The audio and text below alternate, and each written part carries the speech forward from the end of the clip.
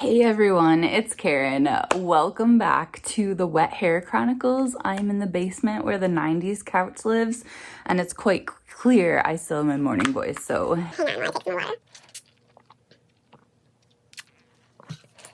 Okay. So last night I finished The Dumb House, and I was not sure what to think about it at all. There was a book Heather read a long time ago, and I remember just her facial expressions and stuff as she was saying that she felt like she had been slapped in the face by a wet fish.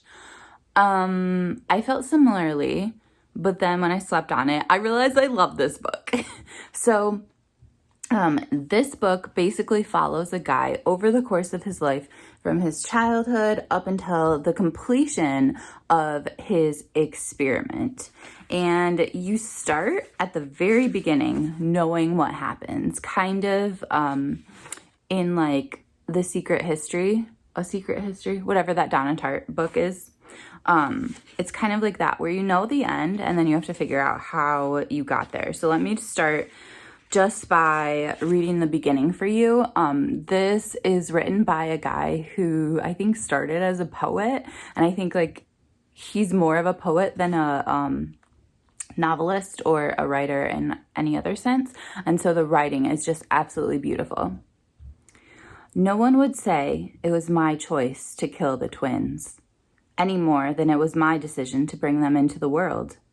Each of these events was an inevitability, I can't say that word, one thread in the fabric of what might be called destiny, for want of a better word, a thread that neither I nor anyone else could have removed without corrupting the whole design. I chose to perform the laryngotomies, if only to halt their constant singing, if singing is what you would call it. That ultrulation that permeated my waking hours and entered my sleep through every crevice of my dreams.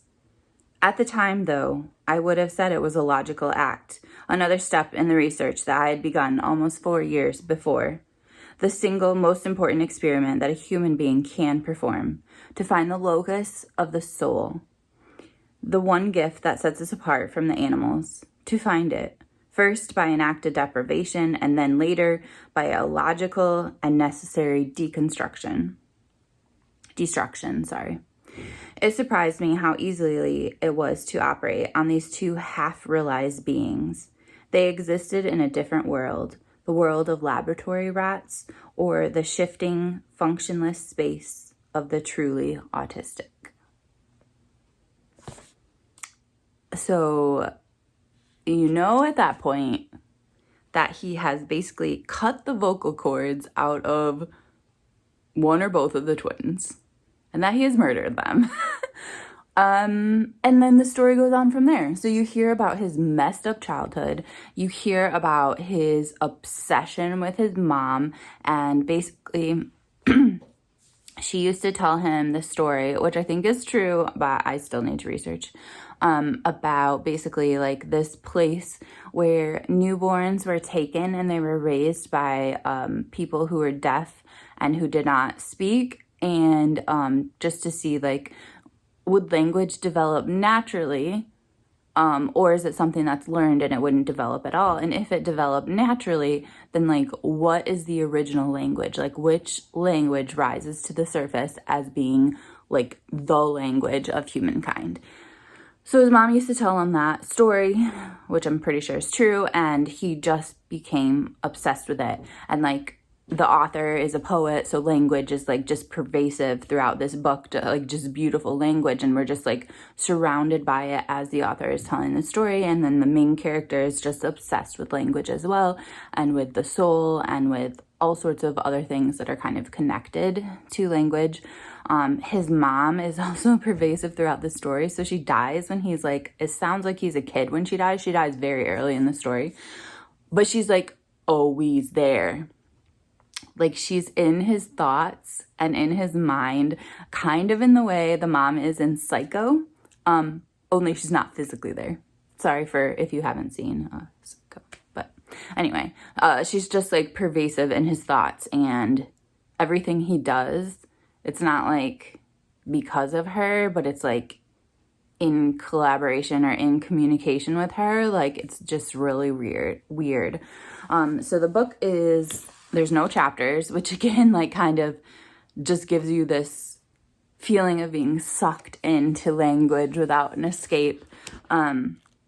It's told in 3 parts. The first part is Karen, and so it talks about how he meets this woman, Karen, and how she influences his story. And then the next part, I think her name is Lillian. It talks about how she influences the story. And then the last part is the twins, and that's when we finally learn about the experiment he conducted on the twins. The reason that I say I felt like I was slapped in the face by a wet fish is just because of all the trigger warnings that are in this book. This book is like literary fiction meets horror. It is so dark.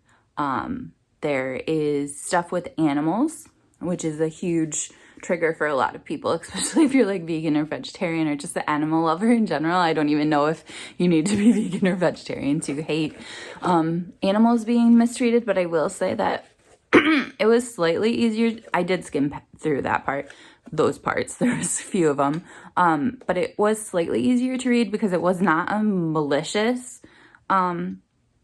action towards animals. It was more like this curiosity, this scientist approaching an animal to try and learn more. It was super like serial killer vibes, but it was not malicious, if that makes any sense, because obviously the end result was malicious. Well, and before, just read it, okay? There was also like harming children, there was harming women, there were just like loads of triggers. If there's something that you don't like to read in literature, it's probably in this book. Almost everything is in here. So very difficult to read, but just an absolute beautiful story. I underlined the crap out of this just because the language was beautiful. The thoughts that were present in here were beautiful, and yeah, I think I would give this 5 stars.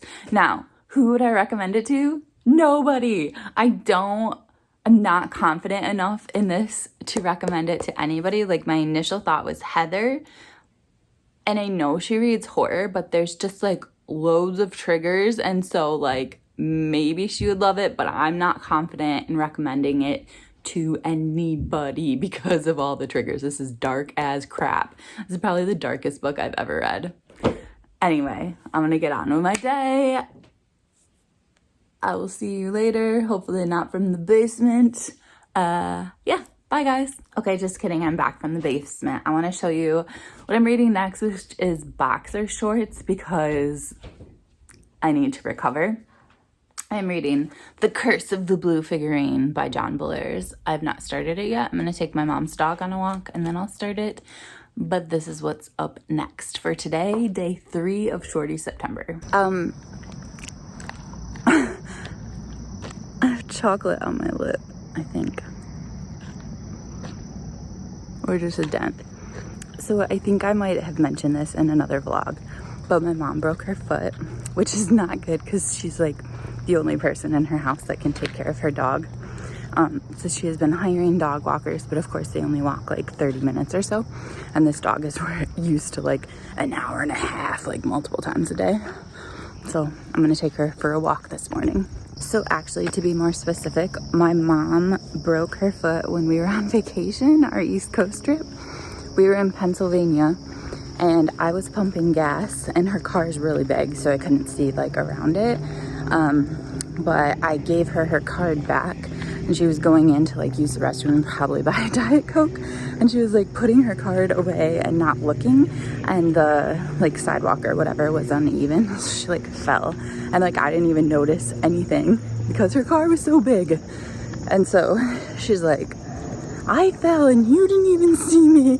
And then she's just kidding. And then I was like, I couldn't see you. Like, first of all, I was pumping gas. Second of all, your car is so big, there's no way I could see around it unless I like purposely like was like, oh, I wonder if my mom fell. I should check on her. Oh, drop it. That's gross. Drop it. And she was like, I know, because I looked back and I couldn't see you either. Okay, so the plan for today, taking her for a walk. Then I'm gonna drive my mom to get donuts. It's kind of part of her like routine. Like once a week she gets donuts, and I think she'll eat some on Sunday, chilling, watching TV, etc., etc. But because she broke her right foot, it's really hard for her to drive. Like she has to take her boot on, or it's already on. She has to take it off, then she has to drive, then she has to put it back on. So I'm just gonna drive her over. It's like literally like right over there. We could actually walk there, but because she has a broken foot, that's probably a bad idea. Anyway, and then I'll have a bit of time to start my VOXER shorts read, a couple hours, maybe I'll even be able to finish it. And then we're going to our family's cabins. And I don't know, it seems like oftentimes when we're there, people just want to stay inside. Like, isn't the whole point of a cabin to get outside? So there is a beach there where we can go swimming. But we'll just have to see what people want to do. Usually I'm the one that's like, let's go outside, let's go to the beach. Like, why are you going all the way up north just to sit inside at a cabin? But we'll see. I'm super grateful I was invited, and we're gonna have a taco bar.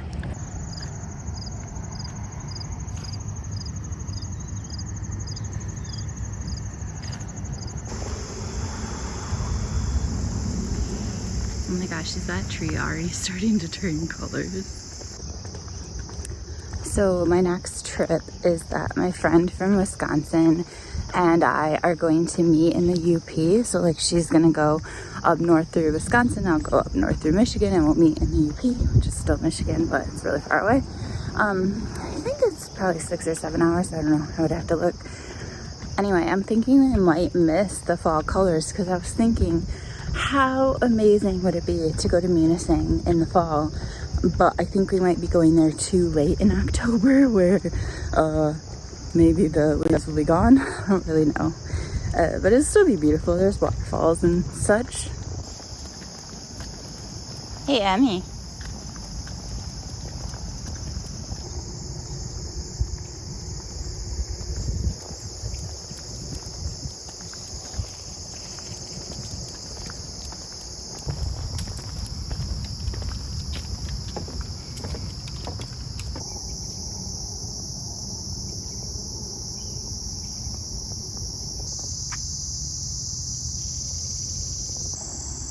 Crazy to me how quickly plants can grow into a space. Like, look at how huge these are.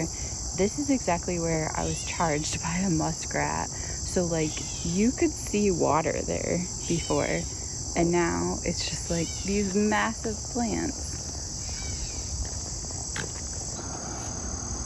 There's so much milkweed for butterflies. So good. I'm not sure how much of these how many of these are natives, but at least the milkweed is. That's good.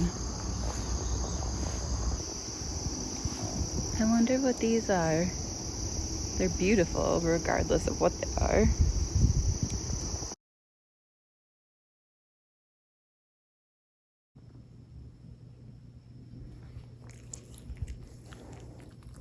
Okay, I finished the Curse of the Blue figurine in the perfect amount of time, because now I need to get ready to go to the cabin and like put a whole bunch of stuff into a cooler, because I'm gonna basically, it doesn't really matter what I'm gonna do, but I ran out of books, so I can't stay in this house any longer to go to the cabin and then go back home.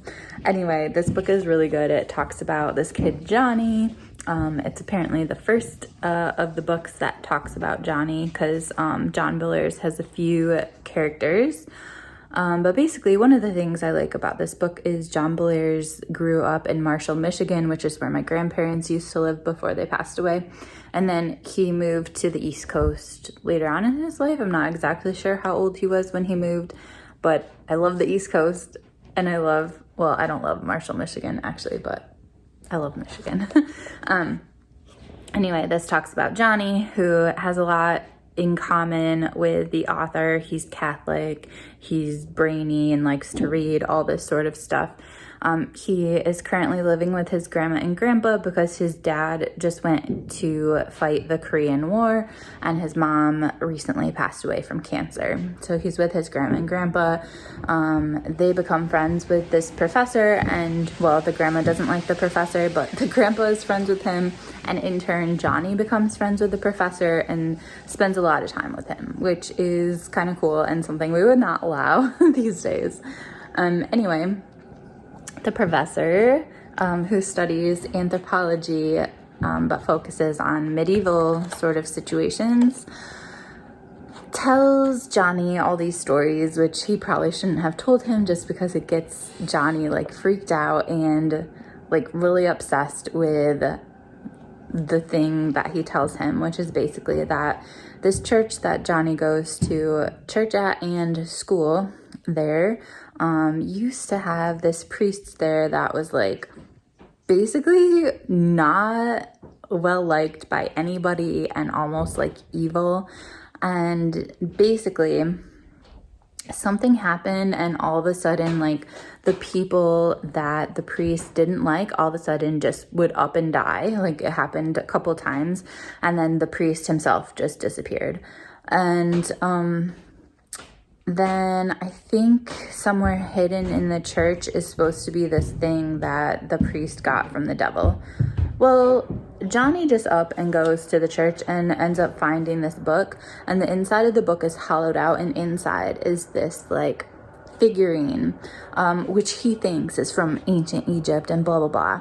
But it actually ends up being from Cairo, Illinois, which is weird because I know that place because I used to live in Illinois, and I always thought it was weird that so many places in Illinois are not pronounced the way you would expect.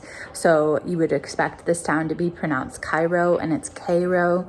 You would expect Monticello to be pronounced Monticello, and it's Monticello. Like, they're just really weird in Illinois. Anyway, it turns out just to be like a tourist item that you could purchase when you were in this town that was basically named after a town in Egypt and pronounced differently.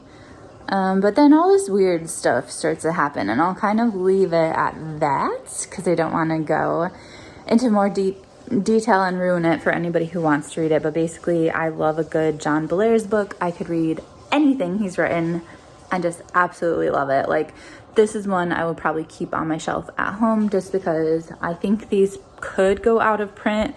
And I just don't want to put them on the shelf in my classroom if there's something that could go out of print. Excuse me. But most of the kid books I read, I do put on the shelf in my classroom because what use are they to me in my apartment? The birth paperwork, then you have to do the death paperwork.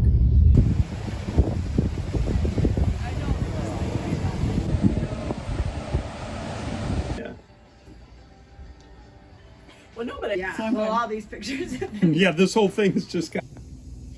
Amelia, look at you. I missed you all day.